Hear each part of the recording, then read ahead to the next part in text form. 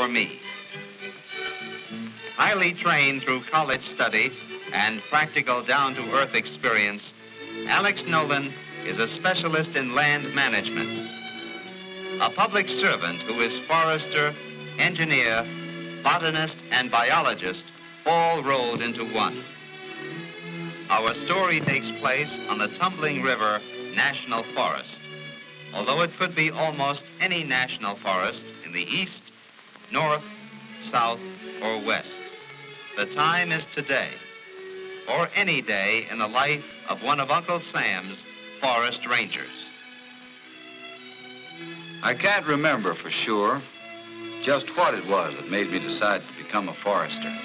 I guess it was a lot of things.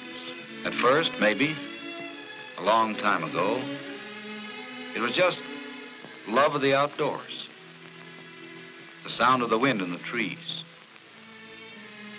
the smell of the pines, damp with morning dew, the wild things in the forest, the clear running water in the forest streams, the wildflowers in the early summer, the color of the hardwoods in autumn,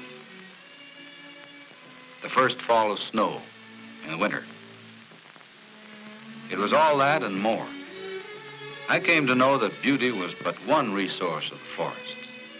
I learned that there are other important resources, and they need men to look after them, to manage and protect them. Men who don't mind roughing it and who are willing to accept the challenge of strenuous work.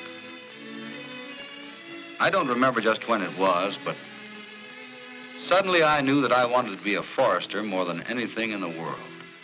Well, I finally made it. And now I'm a forest ranger.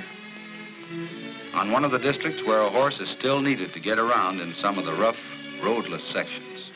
Actually, like most rangers, I spend the largest part of my time on foot or in a pickup truck. But today I had to use my horse to get into one of those remote sections. And now I'm heading home through one of the prettiest parts of the district.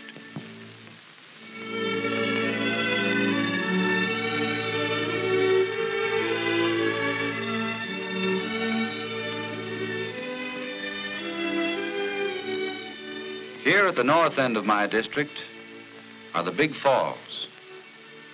You can almost always see a rainbow rising out of the mist. The Indians call this Nonona Seveto, which means Rainbow Valley. And that's the name of my district, Rainbow Valley.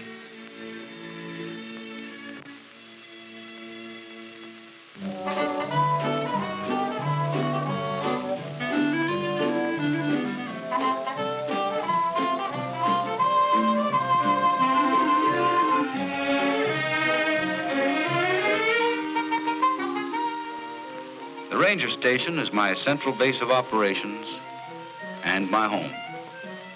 I've got a nice layout. Like all ranger stations, it was designed for efficiency. The office building serves as headquarters for my ranger district.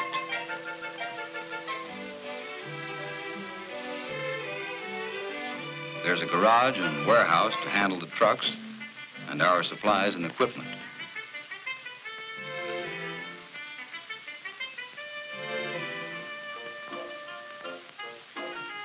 The barracks is the place where the work crews bunk in the summer.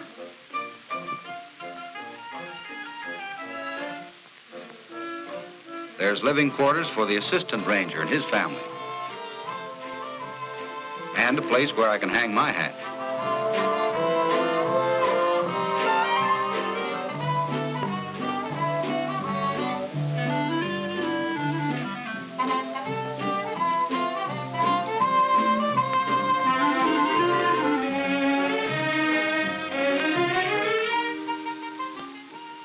I sure am lucky in a lot of ways. Lucky to have a family that loves this sort of life as much as I do. Dave gets a big kick out of helping take care of the horse. He's developing into a real buckaroo.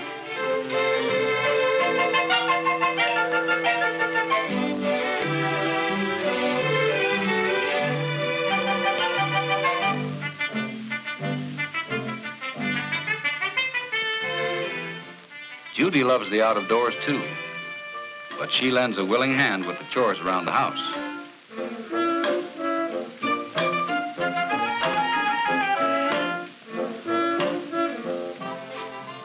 And I'm lucky to have a wife like Kay. She's a real partner in all of my work.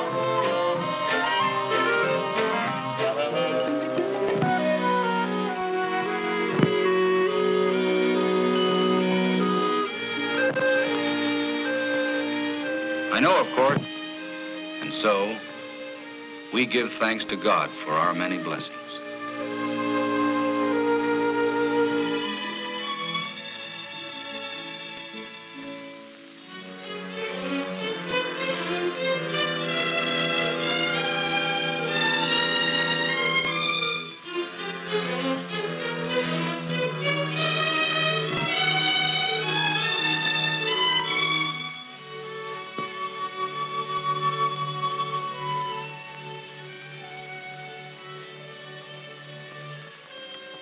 Bruce Martin, a darn good man. He's slated for a promotion soon, going to get a district of his own. Well, Bruce will make a good ranger. He's got what it takes. The willingness to work hard for long, long hours, the ability to handle tough situations, and not let criticism, good or bad, get him down. The enthusiasm and unselfishness that go with public service. To run a ranger district properly, you've got to do a lot of planning. Every job must be carefully analyzed to ensure the most efficient use of manpower and funds. This day, Bruce had the final figures on the Big Creek timber sale. Like all large timber sales on the national forests, a combination of planning and field activity was necessary before a single tree was cut. First, we had to make a careful examination of the timber sale area. We had to find out which trees should be cut, which trees should be left. You see, the forest always has to be kept in good growing condition to produce future crops.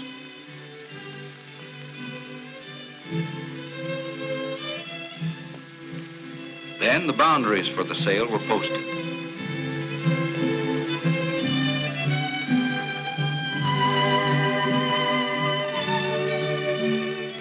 All the trees to be cut were marked with a paint gun.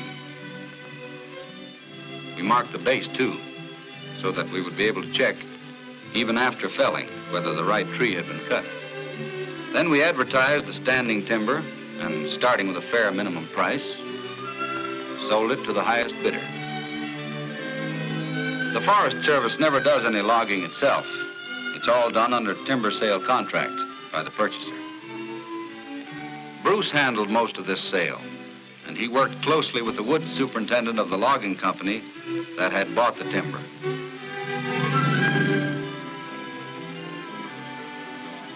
Bruce saw to it that the logging roads were located in the proper places and built so that the land wouldn't erode and wash away.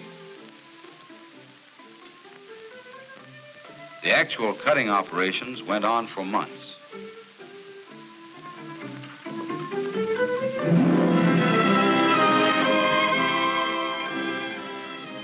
Through it all, we continually made sure that the logging was carried on without unnecessary damage to the remaining trees.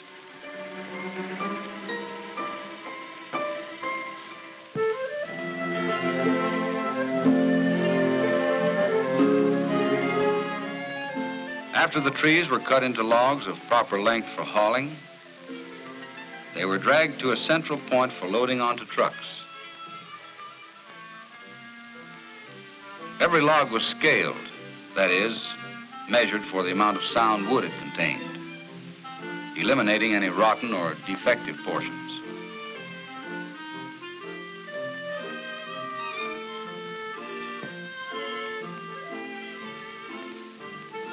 On the basis of the recorded measurement of only the usable wood, the purchaser paid the government for the timber he cut and hauled away. When we make a timber sale like this one on Big Creek, it's part of our overall program of timber management. It's our job to see that the trees are harvested when they're ready for harvest. And for the forest as a whole, we have to keep the amount of timber that's cut in balance with the timber growth, so there'll always be crops of timber. We call this balancing of growth and harvest sustained yield. Then there's the money that's paid for the trees. 1/4 of all the money the Forest Service takes in, not only for timber, but for any commercial use, goes back to the states in which the national forests are located. That money is turned over to the counties for public schools and public roads. Another 10% is added to the funds that are appropriated to build roads and trails in the forests. In terms of human welfare, good timber management means jobs and paychecks for men in the woods, at the mill, and all along the line to the finished products. Employment and payrolls help bring stability to the homes of men and to their community.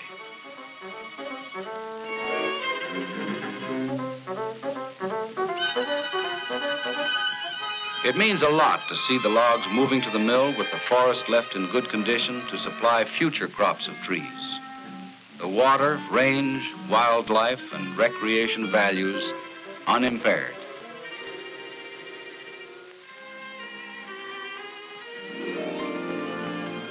A forest ranger's got to keep in mind all of the forest values, all of the time, because each resource ties in somehow with all the others. A big part of national forest use, particularly in the West, is the grazing of sheep and cattle.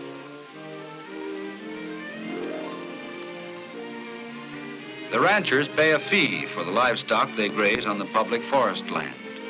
So the animals are counted as they are put on the range because the number of livestock and the length of time they may graze are carefully controlled. This is done to ensure that there will be sufficient grass for them year after year, with enough left over to protect the land against erosion.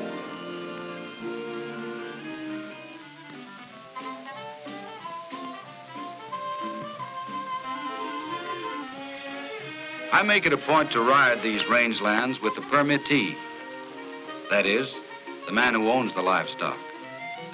Working together, we can keep the land in good condition, not overgrazed, and at the same time, not undergrazed, so that both the land and the stockman get a fair deal.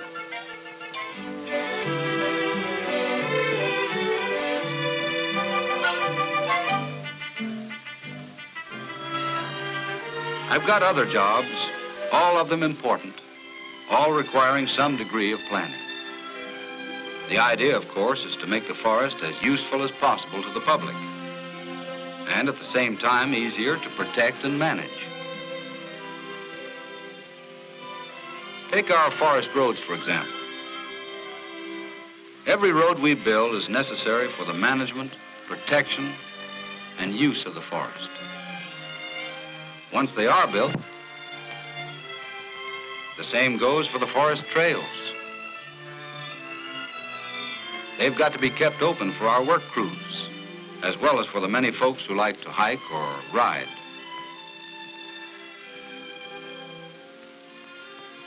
As in any big business, a vital part of our operation is the communication system.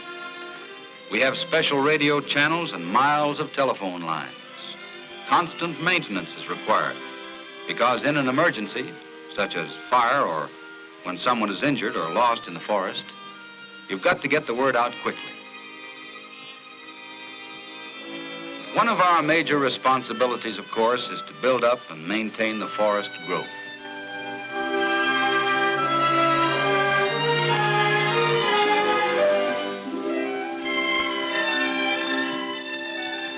On our rangelands, we plant grass where needed to protect the land and provide necessary food for animals. And where erosion has already cut its evil path, we restore the plant cover to bring the land back into useful service. Then there's the wildlife in the forest. I like to think of wildlife as a renewable resource, just like grass, and trees. A resource that can be grown and used like any other crop. Good forest management and good wildlife management go hand in hand.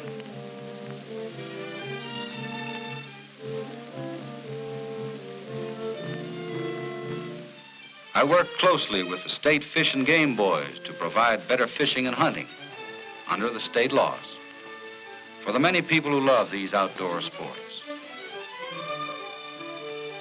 Hunting and fishing, of course, are only one part of the whole picture of forest recreation. Good camping and picnic areas and the improvements that go with them appeal to everyone and are in great demand. And here is one place the public can really cooperate by helping take care of the areas and by keeping them clean as they use them. This is one of the toughest jobs on my district, trying to accommodate the ever-increasing crowds and to keep the recreation areas in good shape.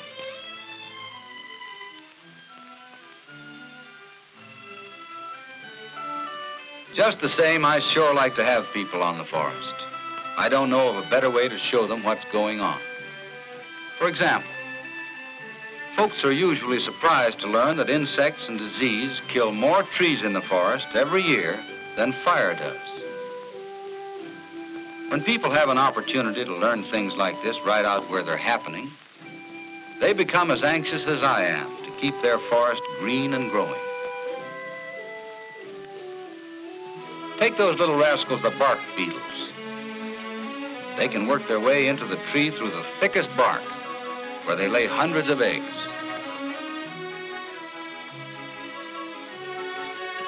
These eggs hatch into the larvae that eat the inner bark and kill the tree. It's my job as ranger to keep an eye open for sudden outbreaks of insects or disease and to prevent them from running wild. Everything we do in timber, range, and wildlife management, and in recreation, ties into our plans for water in one way or another. The water that flows from this forest is probably its most valuable resource. That's why, in managing the public range, I've got to keep the water values of the land definitely in mind. That's why, in handling the timber resource, I've got to always be sure that the flow of water in the streams will be maintained in good, clean supply, and that the land itself will be protected against erosion. This is far more than just a pretty stream running through the forest. It is the water that helps the trees and other plants to grow. It is the water that the wildlife must have to make their forest home complete. It is the water that the many visitors to the forest need to fully enjoy their outdoor recreation. My responsibility in keeping safe the water values of this land extends far beyond the forest boundary. This water, once it leaves the forest, has even greater services to perform. It is the water for irrigation, for building power, and serving the domestic needs of people and communities. In managing this public forest, I draw on the experiences of the rangers who came before me and on the practical results of the long years of study by the fellow experiment stations. A ranger soon learns that he can't take things for granted. Every situation calls for its own kind of action. This is especially true when a fire breaks out on the district. Then, all of our regular plans go by the board for the moment, and fire plans take over. From our lookout on Eagle Mountain comes a report of a smoke at 210 degrees. Bruce immediately plots it on our map. The lookout on Echo Bluff radios the position of the smoke as 305 degrees from her tower.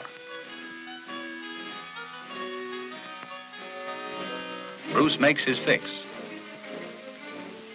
It's in the Big Creek area, just logged, with lots of slash still on the ground. This can be a bad one. So I called the fire dispatcher to get every available man on the job. Our own fire station at the ranger station is already underway.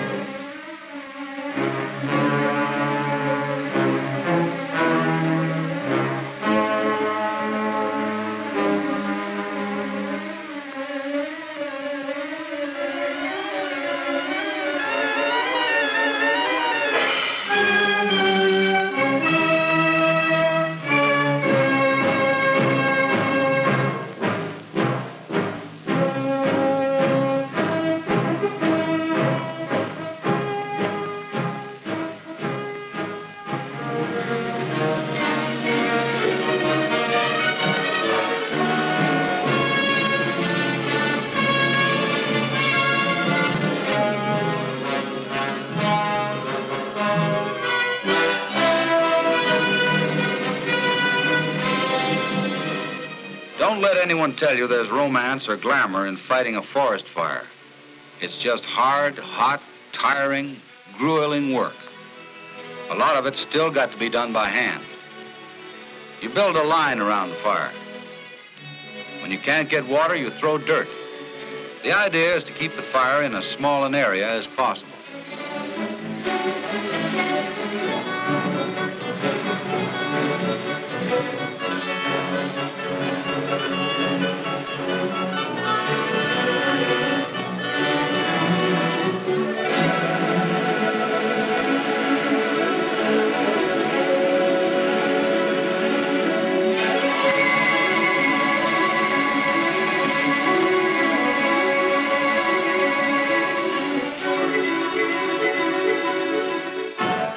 Whenever we can, we use machines to help build the line and stop the fire's advance.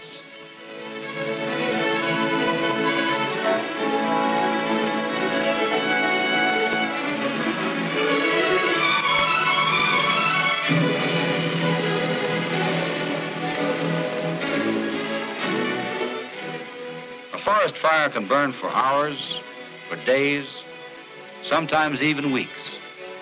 Eventually, you bring it under control. The boys finally get a line around it, and then starts the slow, tough job of mopping it up, putting it dead out.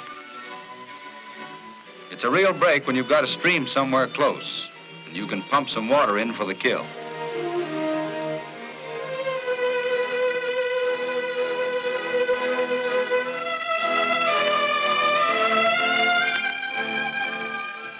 I always keep the dispatcher advised as to progress on the fire and tell him whenever I can what I'm doing and where I'm going. When the mopping up begins, I usually go around the fire line to check it and look things over.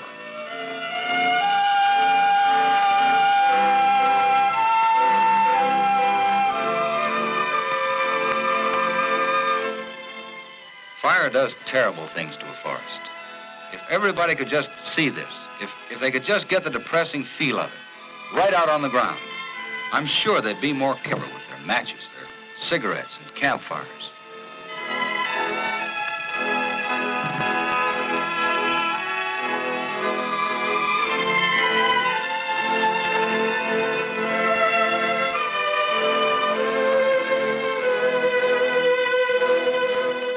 Yes, a wildfire does terrible things to a forest. It's the little trees that suffer most. They don't have a chance. The soil takes a beating.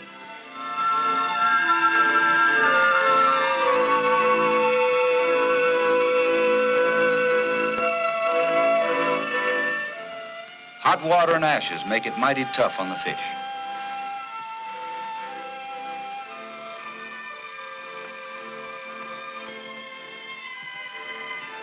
Sometimes, even the animals aren't fast enough.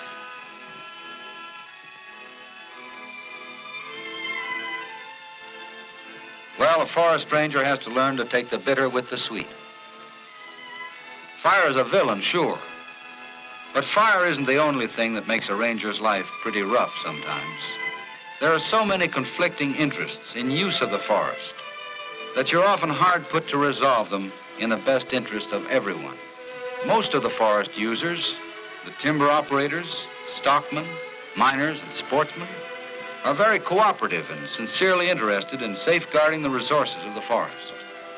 But unfortunately, there are always a few individuals who disregard the rules designed to protect all interests. They trespass on the wildlife, on the timber and range, and on the forest itself through carelessness and false claims of one kind or another. We must face up to this constantly. Dramatic stuff? Not at all. The real drama for me is in keeping the forest producing on the highest possible level. And that's why I'm glad I'm a forest ranger.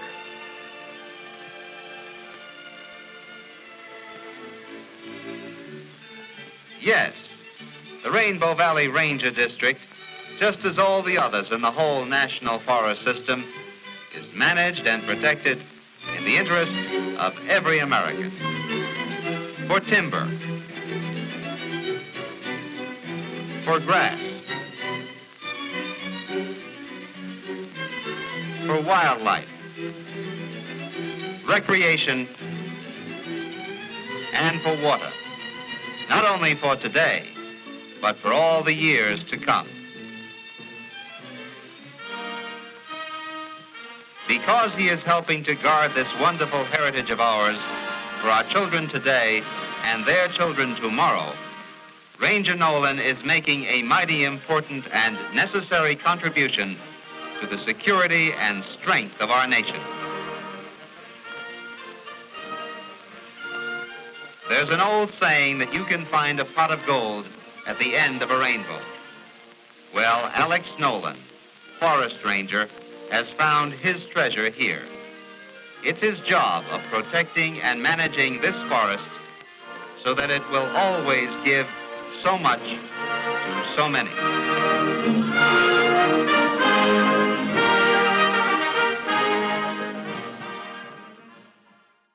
It was, but suddenly I knew that I wanted to be a forester more than anything in the world. Well, I finally made it. And now I'm a forest ranger. On one of the districts where a horse is still needed to get around in some of the rough, roadless sections.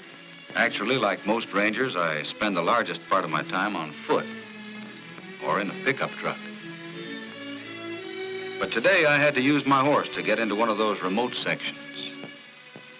And now I'm heading home through one of the prettiest parts of the district.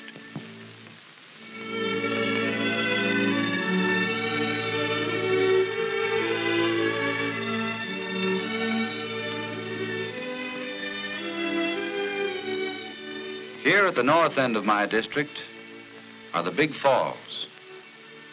You can almost always see a rainbow rising out of the mist. The Indians call this Nonona Seveto, which means Rainbow Valley. And that's the name of my district, Rainbow Valley.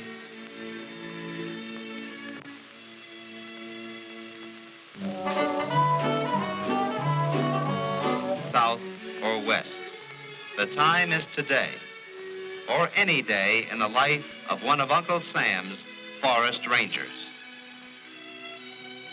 I can't remember for sure just what it was that made me decide to become a forester. I guess it was a lot of things. At first, maybe, a long time ago, it was just love of the outdoors, the sound of the wind in the trees, the smell of the pines, damp with morning dew, the wild things in the forest, the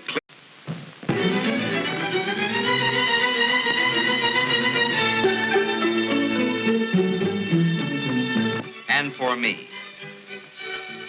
Highly trained through college study and practical down-to-earth experience, Alex Nolan is a specialist in land management, a public servant who is forester, engineer, botanist, and biologist, all rolled into one. Our story takes place on the tumbling river national forest, although it could be almost any national forest in the east, north, clear running water in the forest streams, the wildflowers in the early summer, the color of the hardwoods in autumn, the first fall of snow in the winter. It was all that and more.